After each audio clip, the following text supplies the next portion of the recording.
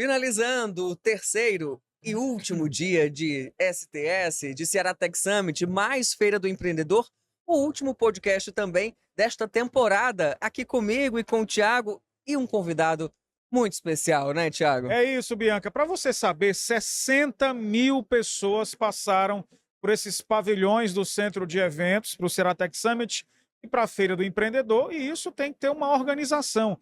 Cerca de 1.000 colaboradores do Sebrae de todo o Ceará participando de alguma forma desse evento, gerenciado, dirigido, coordenado pelo Herbert Melo, que está aqui conosco, e damos os parabéns por esse evento maravilhoso, mas também acho que é uma sensação de dever cumprido, né, Herbert? Depois desses 3 dias. Thiago, Bianca, muito boa noite.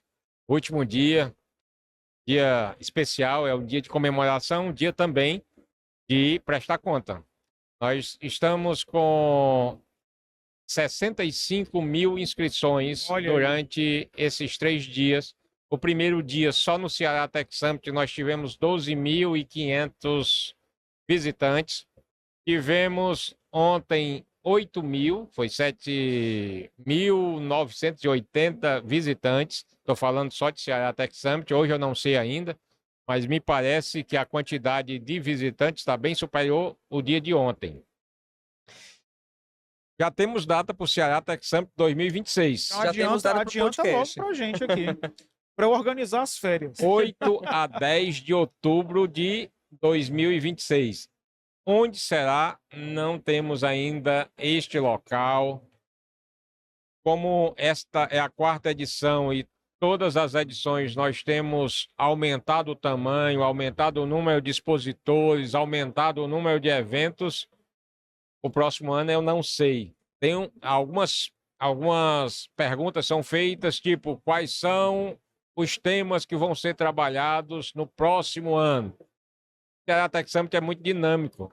Nós estamos falando de inovação, de tecnologia, e não dá para fazer uma previsão, uma projeção de um ano num ambiente... Muita coisa pode mudar daqui para lá. Se a gente fala de inovação aberta, se a gente fala de inteligência artificial, e se eu lanço um projeto de inteligência artificial hoje, daqui a 12 meses ele pode estar totalmente sucateado, porque novos processos devem ter sido lançados e vão ser lançados.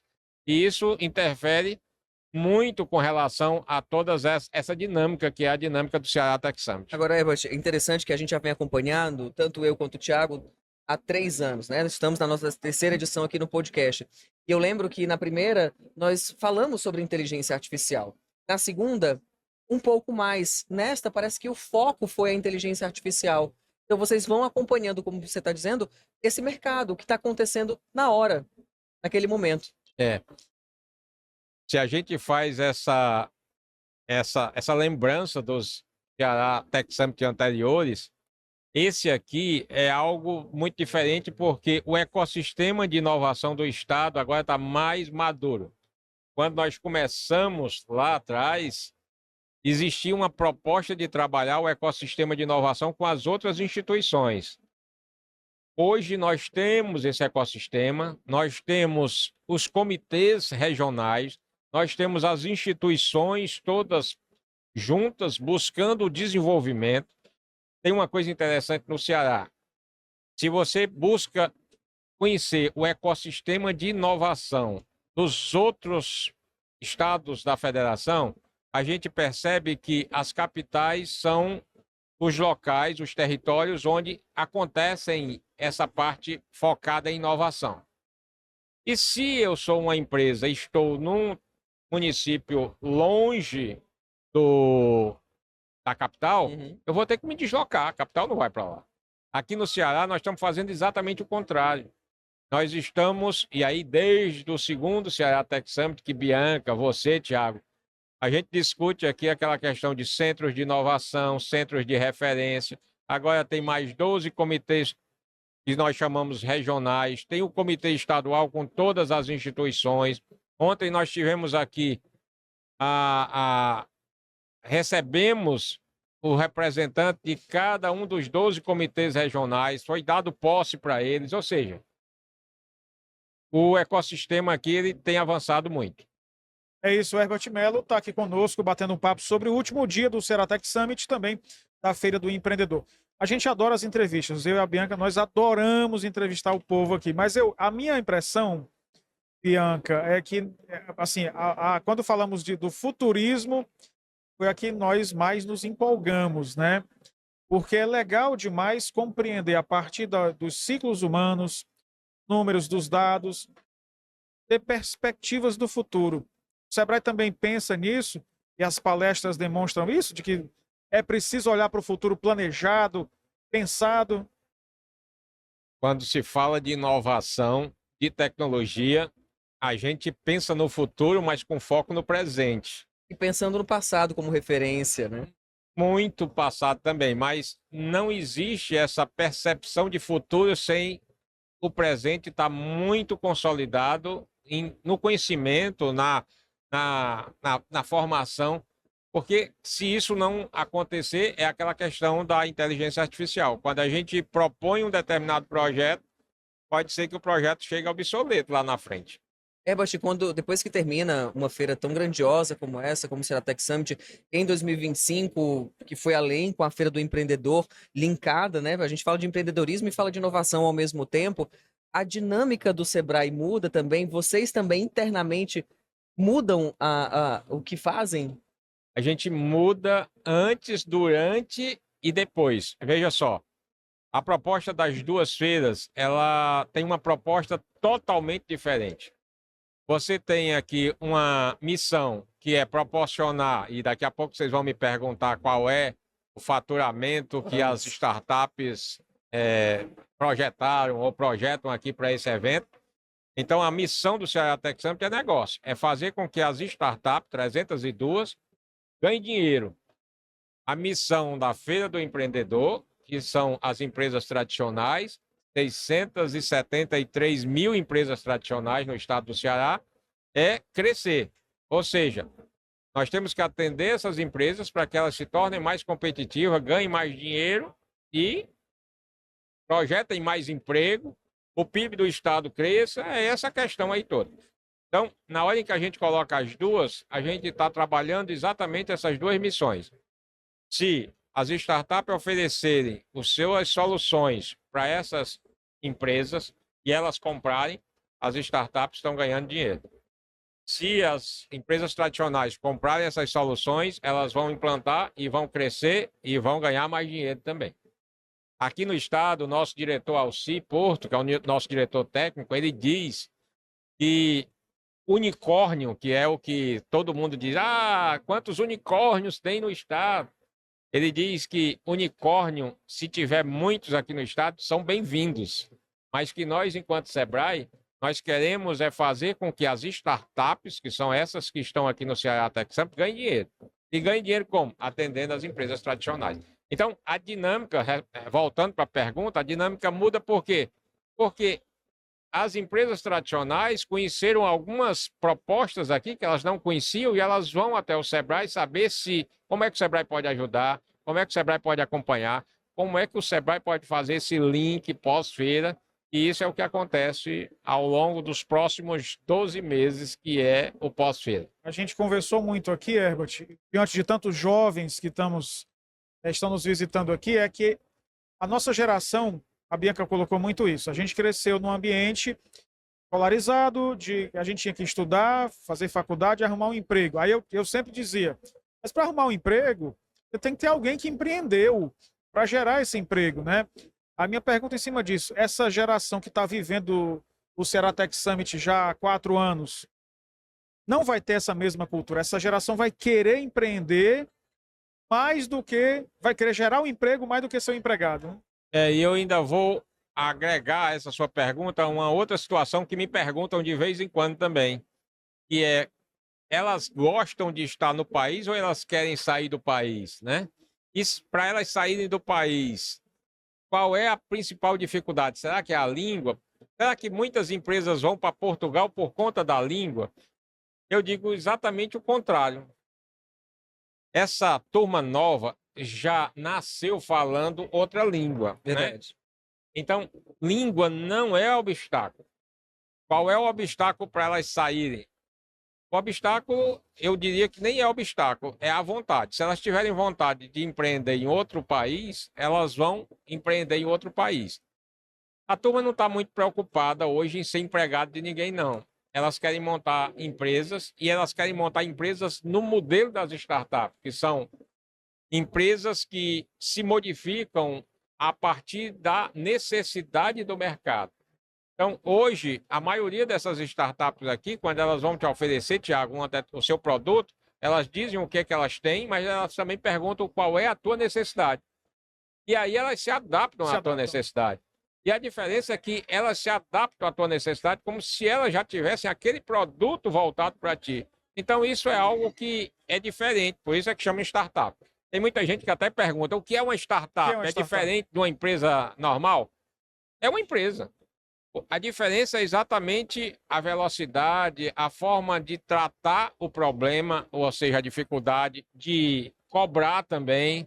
Ou seja, essa velocidade é que dá todo a diferença entre a tradicional e essas outras empresas que são chamadas empresas inovadoras. O jovem que vai entrar no mercado de trabalho ou já está no mercado de trabalho, ele tem essa vontade de não ser mais empregado e sim empregador, mas ele está também sendo preparado e capacitado para enfrentar esse mercado que foi modificado ao longo dos anos. Nós vemos aqui, nosso estúdio ele está no meio do STS, a gente fica acompanhando esse vai e vem de jovens. Tem muito jovem, tem muito adolescente. As escolas públicas estão presentes aqui nesses corredores. Então, esse jovem está sendo preparado também para o mercado de trabalho modificado já? Eu tenho 2 filhos. Tá. E essa é uma preocupação grande que eu tenho, porque eu vejo como é que funciona o mercado hoje, vejo como é que eles estão sendo preparados nas universidades e me preocupa por quê? Porque a dinâmica é diferente. E a quantidade de startups que nós temos e que está surgindo, graças a Deus, que hoje as universidades estão com essa preocupação também, estão montando os hubs dentro das universidades, estão montando nas salas de aula professores capacitados para também discutir essa questão. Muita coisa da teoria começa a se transformar em prática. Isso facilita muito.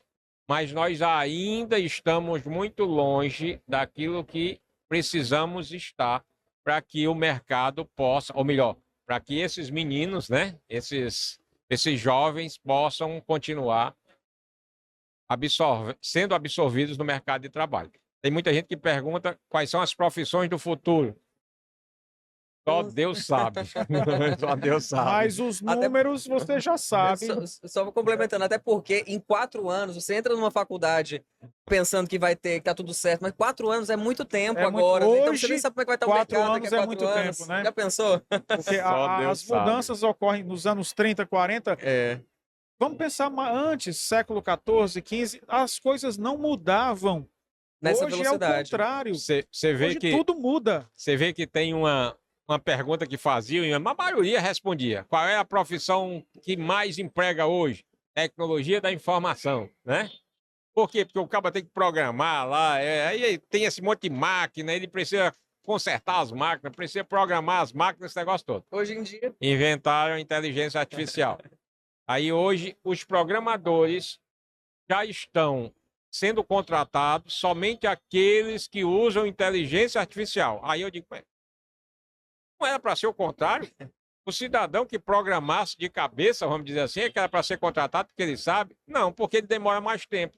O cabra lá que sabe treinar. Programa com a inteligência artificial, ele faz 10, 20 vezes mais rápido do que o outro que sabe. Aí, e agora, como é que vai ser essa questão? Então vejam que o mercado muda de acordo com a necessidade. E as profissões, aí só Deus sabe. Você sugeriu a pergunta, nós já vamos fazer, né, em relação aos números de negócios desse Ceratec Summit. Essa pergunta é uma pergunta que, no começo, eu tinha muito medo de responder, até porque, como diz Bianca, a gente vinha nas edições anteriores e era nova, ninguém tinha essa dinâmica. Hoje fica mais fácil de responder. 20% só daquilo que vai ser negociado acontece aqui dentro da feira, nos 3 dias. 80% acontece nos próximos 12 meses. Aí você diz, por quê, Tiago? Porque na hora em que alguém chega aqui, ele olha para a Bianca, que é a startup, olha o portfólio dela, desconfia dela, né? Aí diz, não, eu quero conhecer melhor esse negócio aí, porque esse negócio parece ser muito bom.